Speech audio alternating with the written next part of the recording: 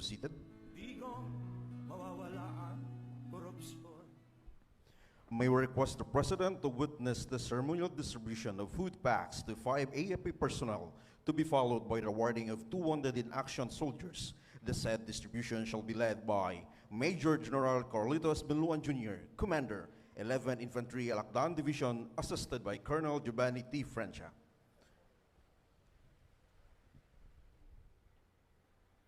To receive the food packs, may we call on Captain Meldy M. Aipa, Philippine Navy Marines.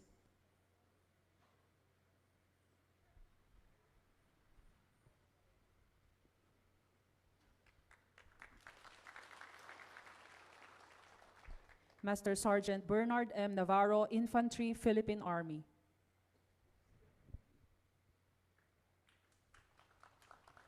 Staff Sergeant Nestor T. Pablito, Philippine Navy Marines.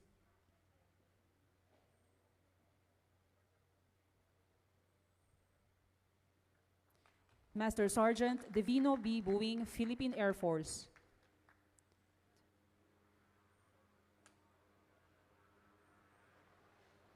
And Petty Officer 2 Joel R. Ian Santos, Philippine Navy.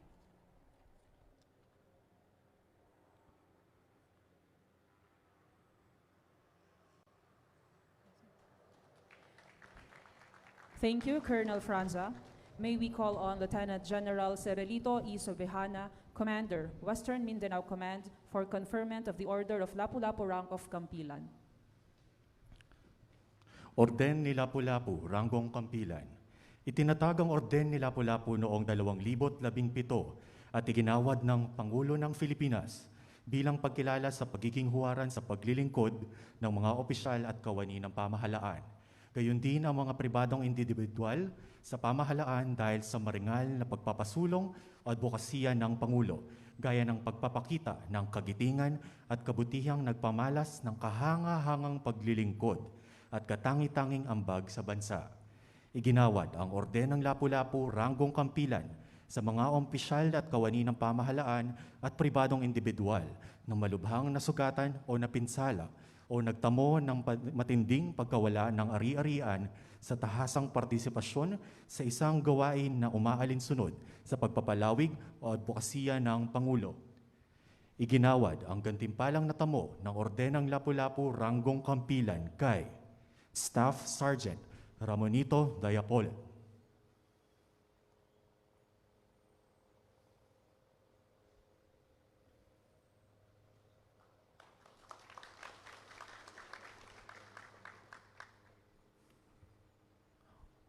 Corporal Maynard Capote,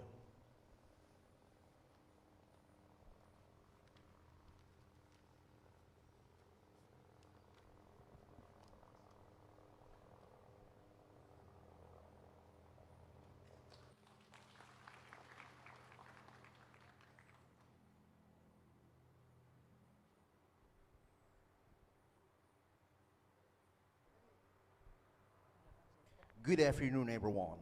And now, we may call on Secretary Delphine N. Lorenzana, Secretary of the Department of National Defense, to introduce our distinguished guest of honor and speaker.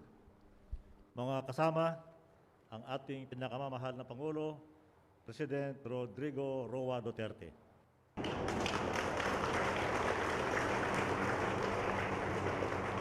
Kindly sit down. Maraming salamat. There's a prepared speech for this afternoon. Babasahin ko na lang kasi ito puro naman parang sa inyong mensahe. Dadagdagan ko na lang.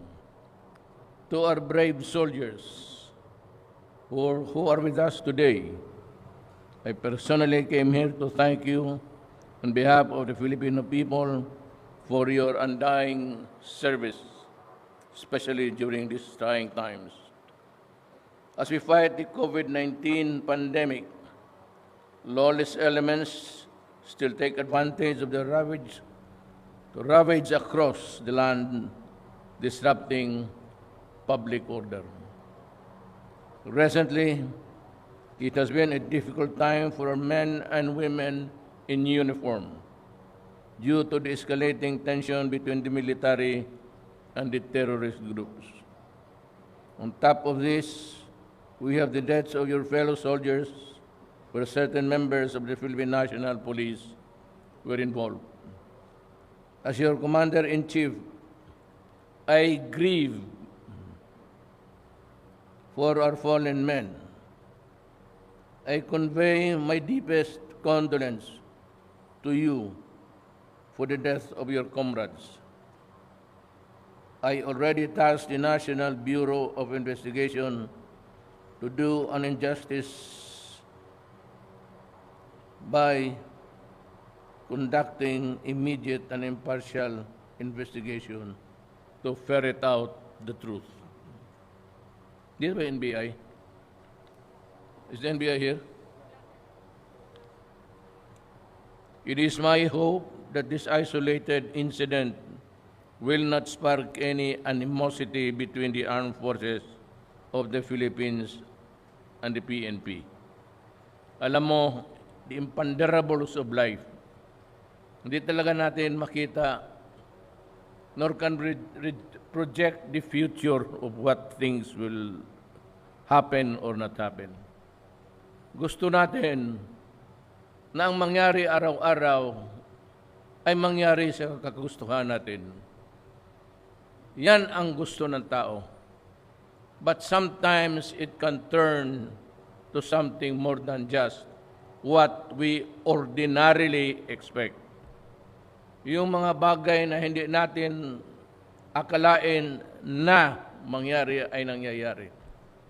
We don't have the answer for that. We know that there is a certain hatred or anger there. Or if there is none, then a misunderstanding that led to the shooting. As your Commander-in-Chief and as President of the Republic of the Philippines, I assure you that I will see to it that the truth will come out, be it in favor of the police or the military. Ang hingi ko lang ang totoong nangyari.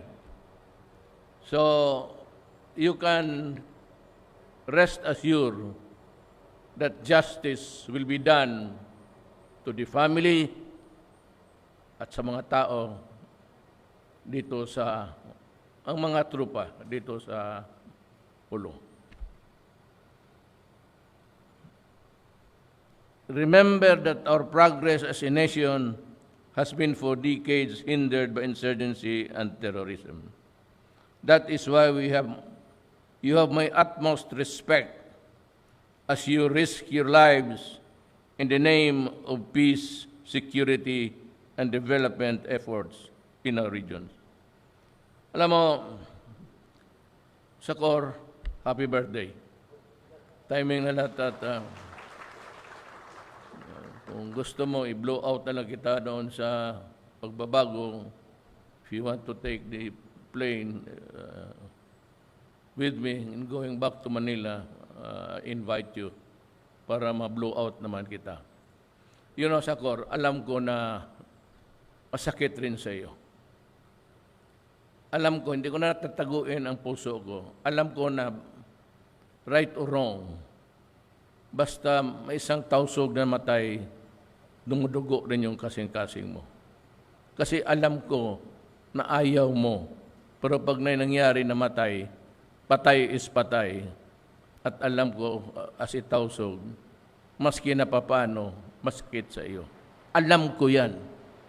Kaya ang maggarantiya ko sa iyo na ang totoo lalabas at lalabas at lalabas. In fairness to the tausog, policemen, and to the soldiers who died. Kaya lang, wala tayong opsyon eh. Hindi natin ito pwedeng taguin, hindi natin pwedeng laruan ito. Kasi hindi maganda ang labas.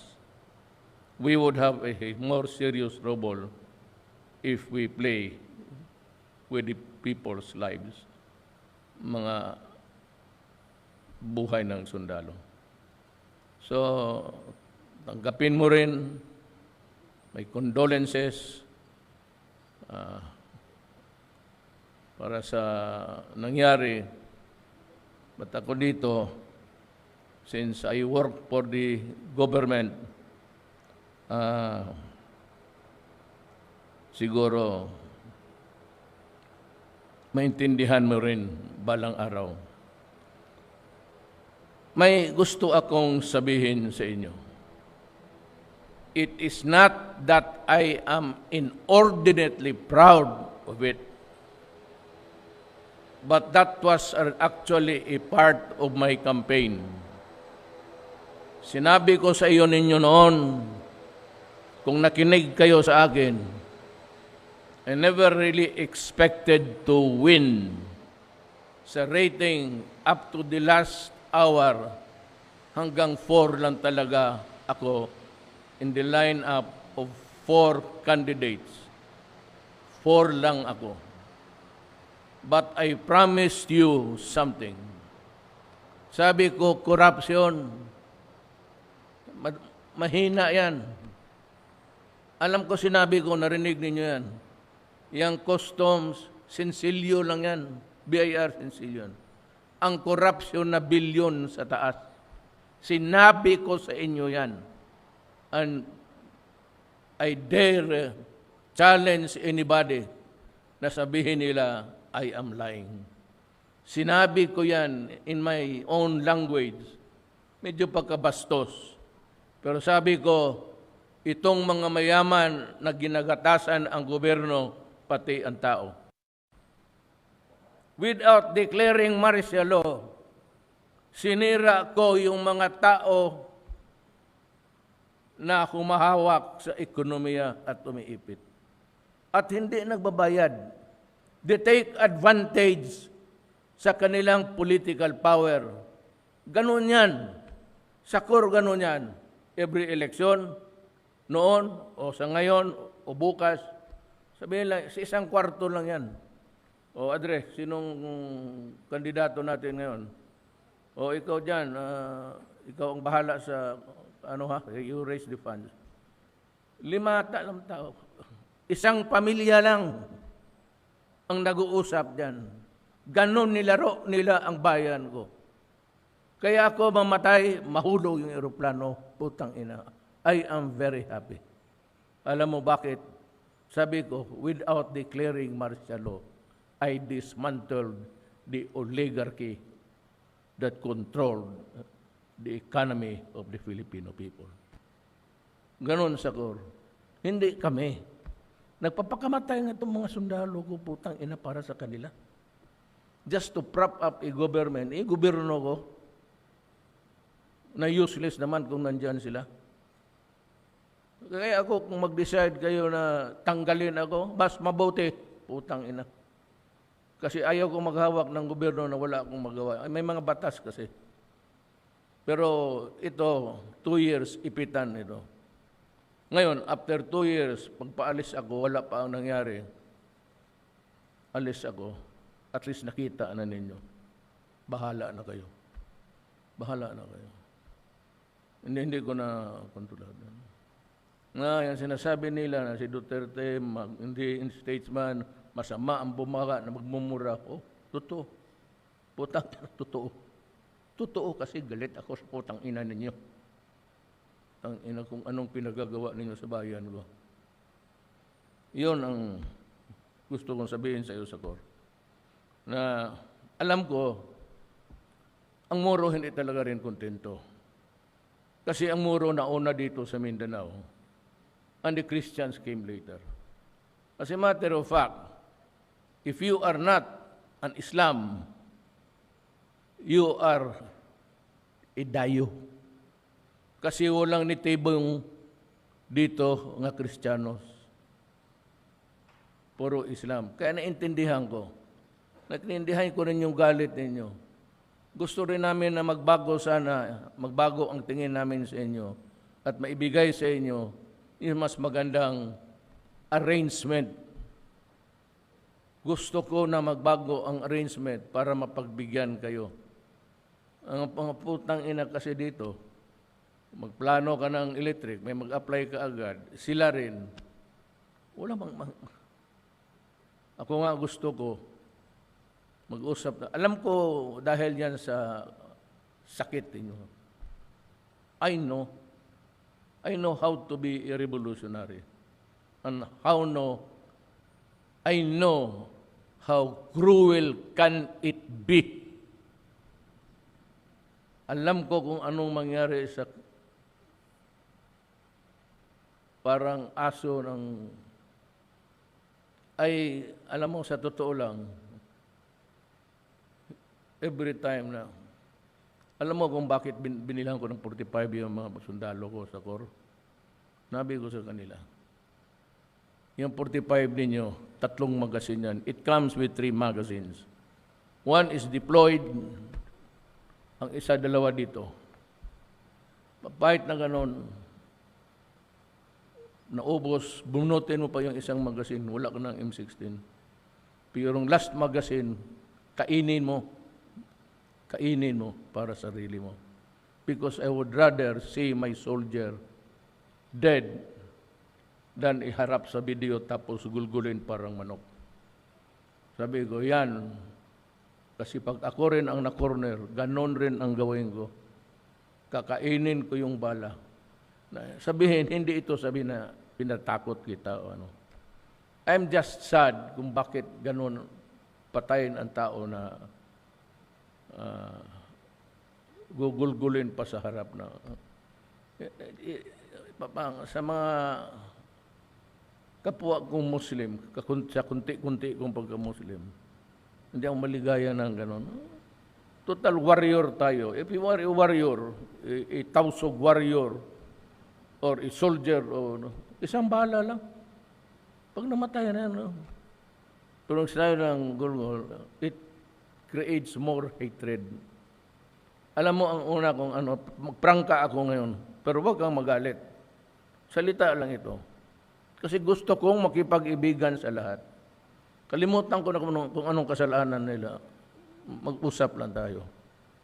Ang sabi ko sa mga sundalo na nakita ko, pag ganon ang ginawa ng kasama ninyo, bago kayo mag-alis, yung lahat ng patay dyan, nakalaban, bitawan mo isang magazine ang muka ng M16. Ubusin mo yung magazine, isang magazine sa M16. Para wala ka na rin makitang puro buto na lang pati utak. Ganon ang sentimento ko. So, sa pakisabi lang sa kanila na hindi order yan. Yung sort of sa galit na kung ako sa inyo, ganon ang gawin ko. Bago ako mag-alis, ubusin ko ang isang magazine sa mukha mo. Yan ang ako may daladalang sentimento eh. I feel for the Muslim. Kukuntin, lula ko lang naman eh. So the fact that she's a Moro, masasaktan ako na umabot tayo sa hantong na ganito. If we just can be, I am just asking, sabihin ko lang sa mga Moro pa, be a warrior, period. Because ang Pilipinas cannot do yung mga ginagawa nila. As sa taga-gobyerno, we are not allowed to do crazy things like that, ang sinabi ko na ubusan. Pero kung ako siguro ang sundalo, at kung may nalaman ako sundalo na gumawa I would not, I would not begrudge him. Kasi masakit talaga. So, the earlier may 2 taon pa tayo, if we can, I'm ready to open the borders. I know that wala na masyadong barter trade kasi lahat yung binibili ng mga Indonesian dito sa atin, nandyan na sa kanila ngayon eh. Noon wala silang manufacturing. But if there is a way which we can arrange another baski big time coal, tapos yung safe passage lang ng mga sundalo ko na hindi sila maambo sa ma-hijack. Okay na sa akin yan. Mag-usap tayo. Marami dyan. Alam mo, ang pinaka is coal. At maniwala ka, coal will be used for the next 30 years. Hindi yung sabi nila na ano yung sa the sun, wala yan. Cannot sustain, as yet, the technology cannot sustain. Ilan lang, parang baterya, ilan lang makarga niya. We have yet to invent a new one. Maraming mas big time pa na negosyo. If we can just, that they can participate in the, tayo ang mag-usap. Kung magyayaman ka dyan, mas maligaya ako. Kaibigan kita eh. Yung kaibigan kong tumutulong, pag yumaman ka ng yumaman, mas maligaya ako. Total ako, happy na ako sa buhay ko. But I want you to get rich. But we have to talk. Because there is so much that we can do business.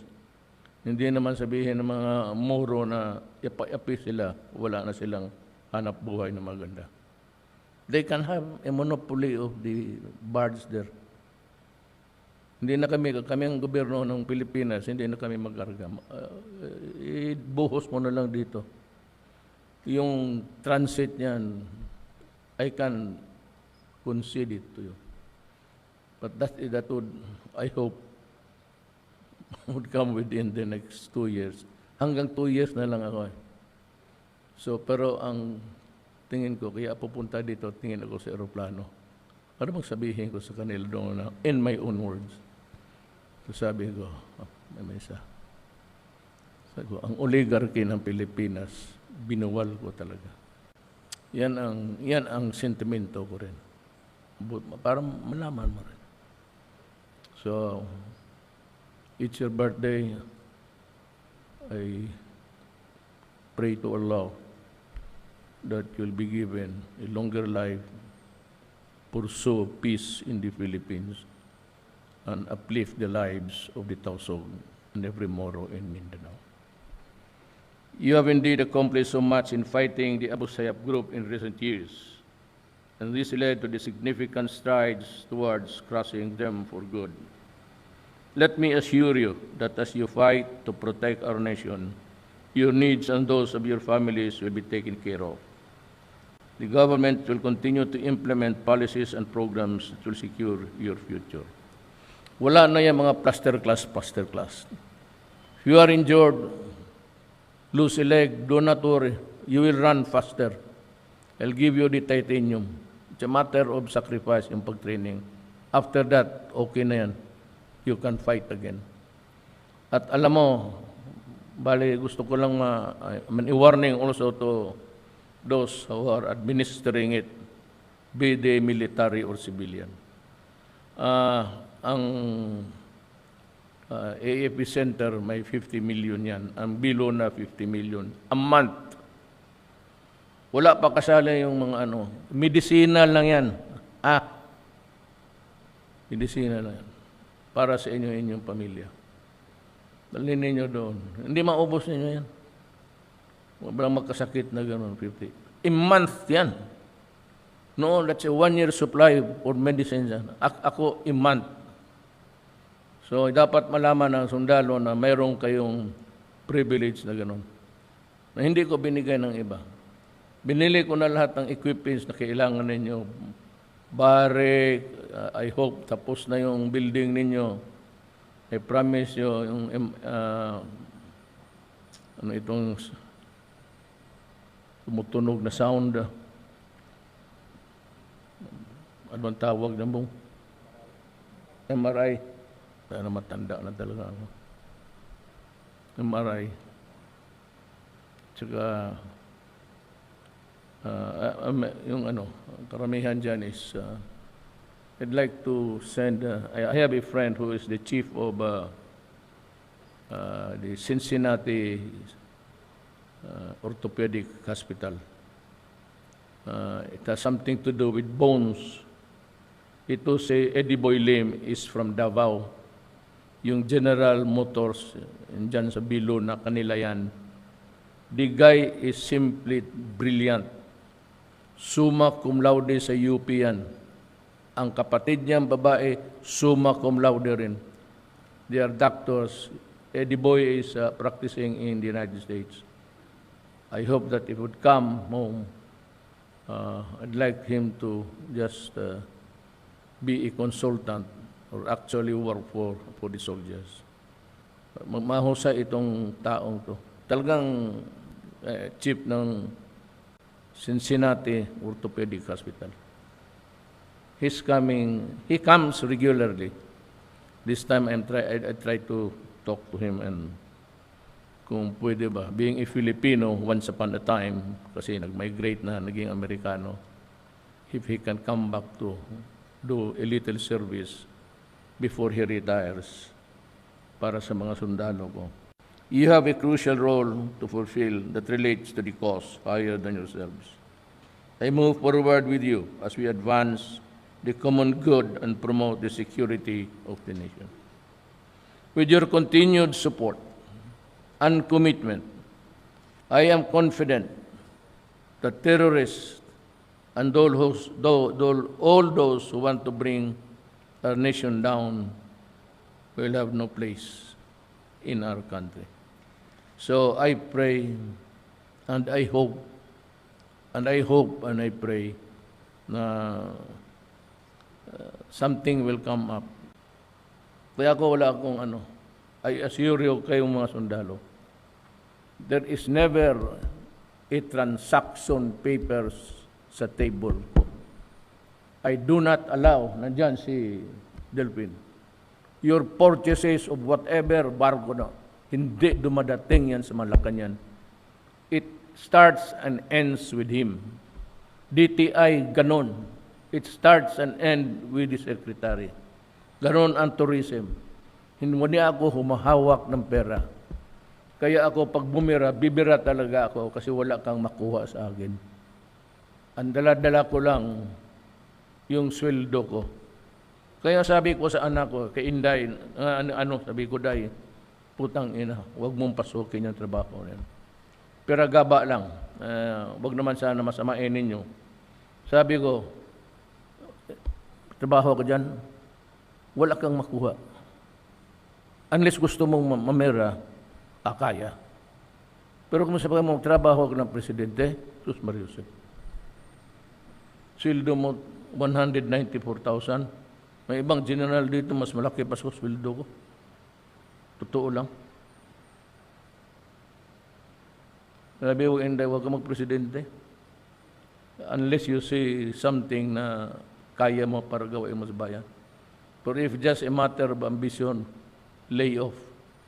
Wala ka talagang makuha dyan. Pagod lang. Punta ka doon sa bukid, ano-ano, kung saan-saan ka na lang.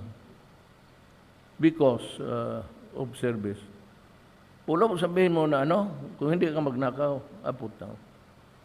Wala, pagod lang. Unless you are driven by patriotism. Yan. Kung gusto mo talaga mag-service sa bayan mo, sabi ko sa kanya, in English, they say, if you cannot stand the heat in the kitchen, get out. Politika, pag mainit, hindi mo kaya yun. Dito naman, ang nagturo sa akin yan, si Delvin Lorenzana when I was still mayor many years ago. Kumakain kami, tapos na may newspaper. Andiyan na naman yun. Sabi ni General Lorenzana, alam mo, Rod, doon sa politika, pildi ang maglagot. Maglagot ka, masuya ka, talo ka. Yun ang ating pang-answer sa if you cannot stand the heat in the kitchen, get out. Dito sa Pilipinas, yan. Maglagot ka, pildi ka. So, I am very happy that I am with you today at nagkataon pa na birthday mo sa Coro. I hope we'd remain friends. Wala akong agenda na patayin ang mga Moro. Wala kang katarantaduhan. Yan, as if you cannot do it. And why should you do it? Butit na lang nandito ka, nakinig ka, at maligaya ako sa mga sundalo kong do not worry. I will stand by you. Sabi ko, lahat ng kailangan ninyo para manormal kayo, bibigay ko sa inyo. Wala po. Lahat na nangyari mga sa kasama ninyo, now productive. Lahat sila, may trabaho. Yung Defense Department, parang a huge employment agency. Diyan ko sinasaksak lahat yung marunong na mag-computer. Malaala ninyo yung sundalo na yumakap sa akin na umiiyak kasi bulag siya. Sabi ko, huwag kang umiyak. I'll restore you to productivity. Tap-tap sabi ko, bakit ka? Total, nakita mo na lahat. Nahipo mo na lahat. Ano pa bang gusto mo? Trabaho. Ngayon, he's an expert sa computer sa Aguinaldo. And I'm happy. So I'm happy today that we had this TAT between just us. Hindi man ito kasi ayaw ko magyabang eh. Ayaw ko kasi magyabang. Kaya sabihin ko sa kanya, huwag na ninyong bitawan yan sa ibang suluhin na ninyo. Maraming salamat po.